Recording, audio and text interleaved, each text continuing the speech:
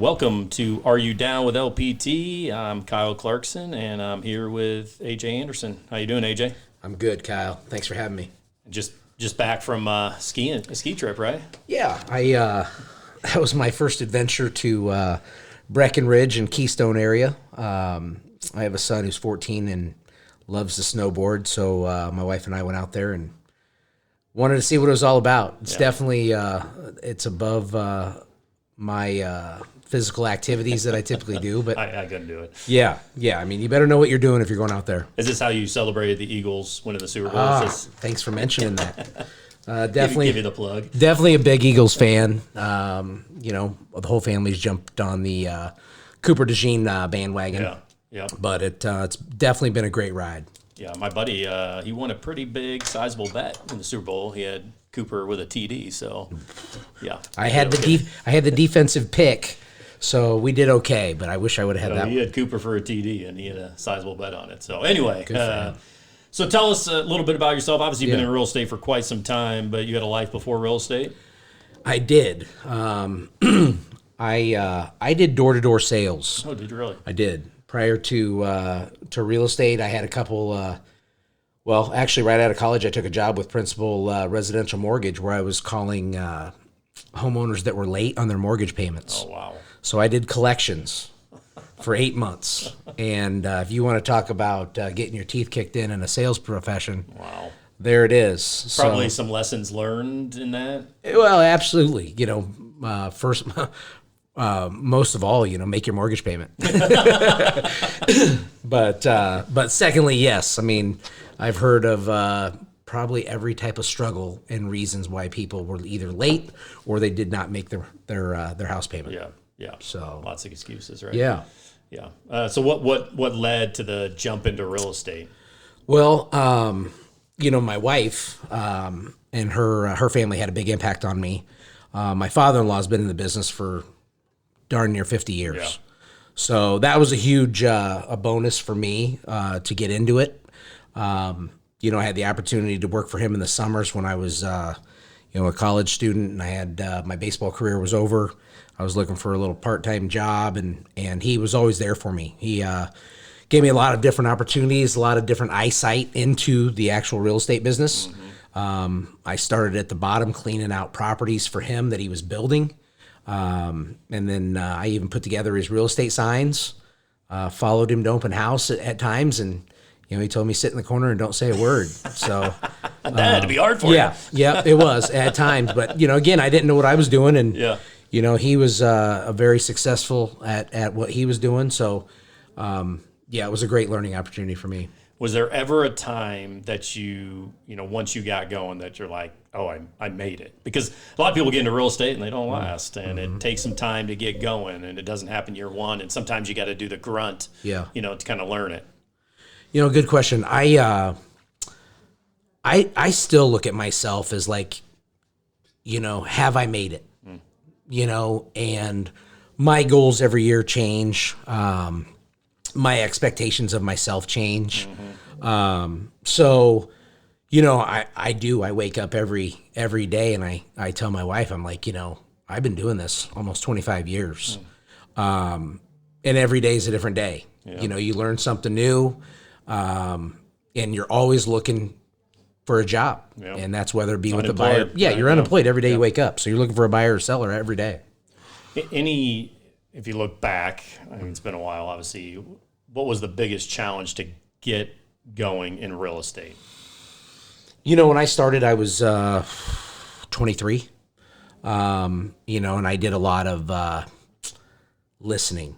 So the company that I started at, there were major players in the real estate industry everywhere I looked. So all I had to do was show up to the office, and I could walk around the office, and I could stand out in the hallway and listen to 3 different conversations about, what these agents were doing and how they were handling their business and what was making them successful. Yeah. So sometimes they knew I was listening, sometimes they didn't. Yeah. But I knew I had to take advantage of it, and if I didn't show up, I wasn't going to learn anything.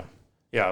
I've had that conversation even last week with a new agent. Like, hey, what are some things? I'm like, show up, be around, because we have a lot of agents here with a lot of experience and a wealth of knowledge, and just soak it in. And there's a lot to learn from that. So, I know you said, hey, earlier, hey, have I made it? Am I going to make it? But you have.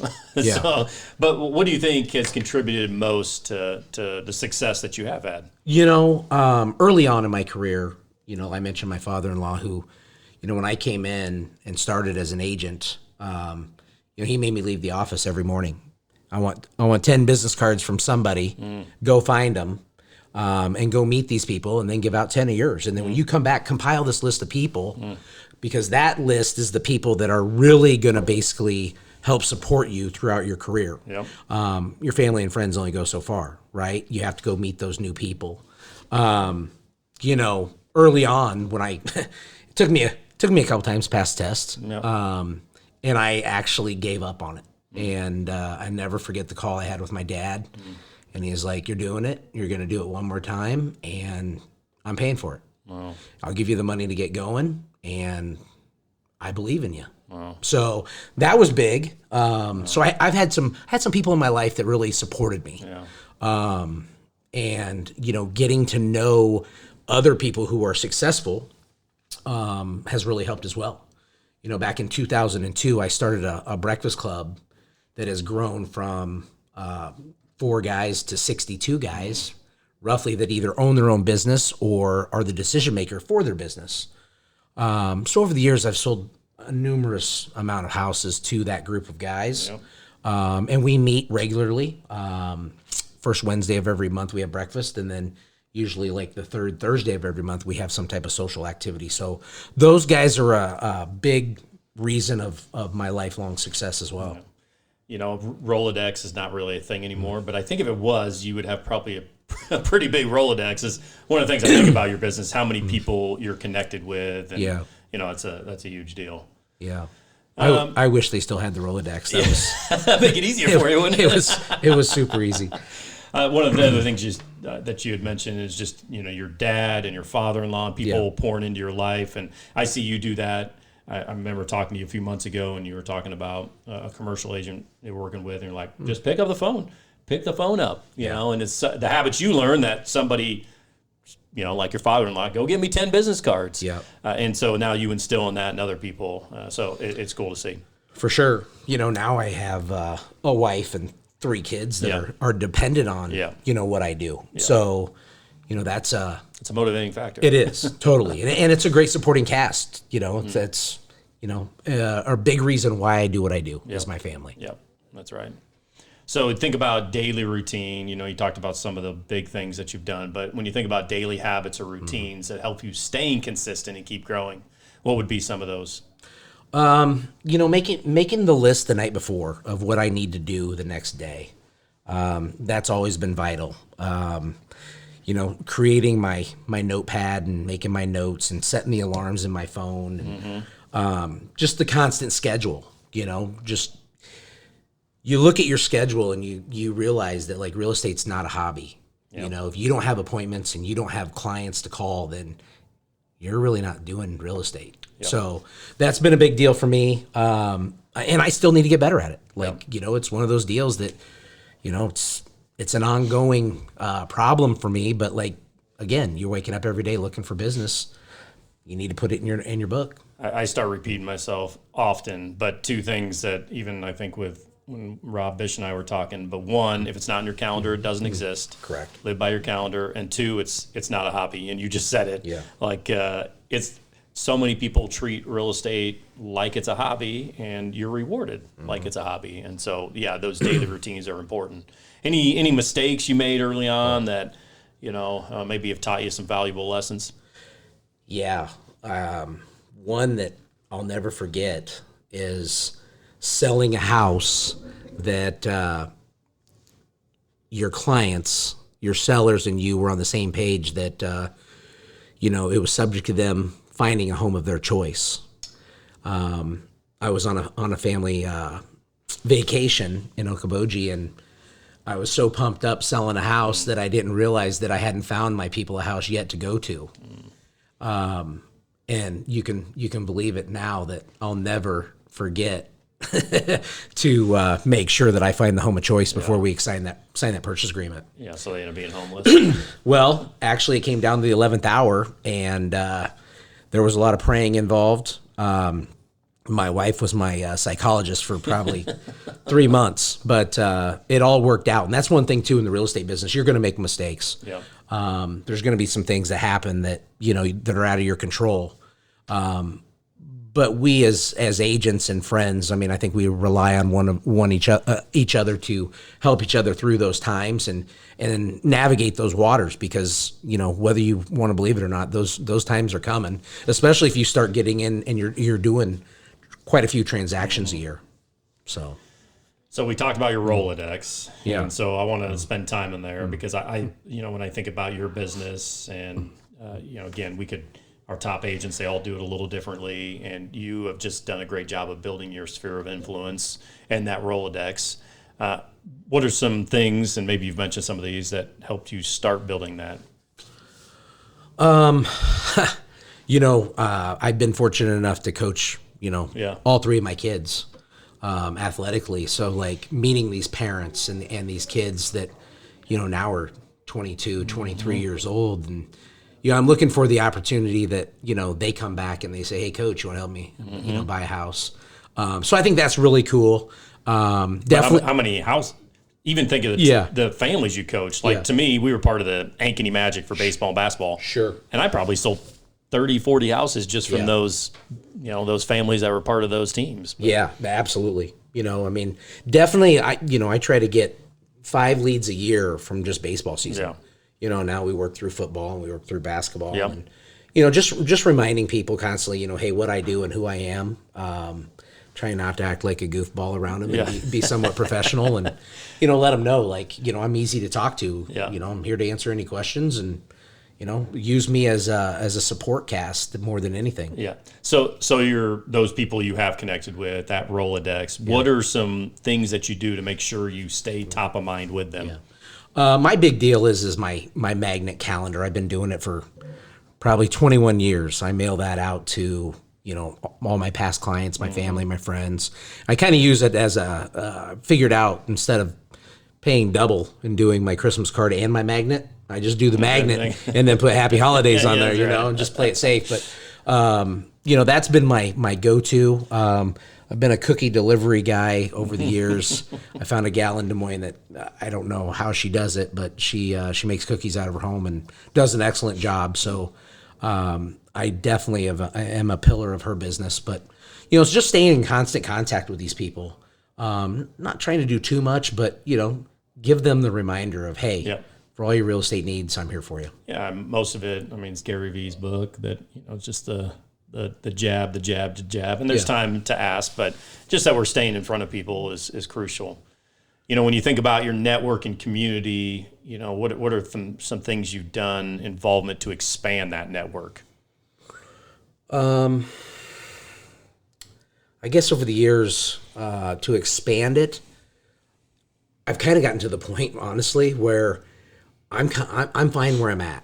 My clients that I've sold a house to or I've done some transactions with, my main goal is to stay in contact with them. Yep. If they want to send me referrals, that's great. But I've hit a spot in my life where I'm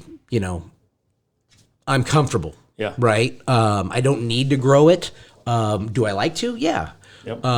Occasionally, adding a few other clients, that's great. But my focus is just staying in contact with the people that have done business. And what I love about that is there was a grind early in the career, right? Like I know that. Like you grind and you grind and you grind. And what's the beautiful thing about all the work that you put in for 10 or 15 years, you get to a point where you don't have to grind like you used to because you've developed that database. Yeah. I spent a lot of money on Zillow, a lot of time on Zillow, and a lot of my database I met them on Zillow. We meet them at different places, and now the lifetime value of one lead. I was telling somebody the other day, Ahmed and Rodolin, who now they've bought several houses with me. They've referred, and it was a Movoto lead that has turned into like 10 or 15 sales, and I've developed a great relationship with them. And, so it's the work that's put in that just kind of carries you to the place you're at in your business now, right? That's it.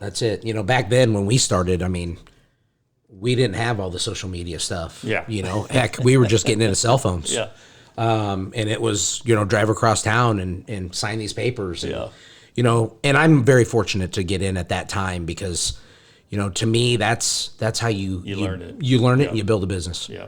Yeah. My first cell phone was after college. So, it was, so when you think any unique or unexpected ways you've generated business in the past, when you think about, we've got a lot of new agents, encouraging them to build their business, any unique or unexpected ways? I think for new people, like we said, it's showing up, and you got to be somewhat knowledgeable about, what you're trying to do and what you're trying to sell.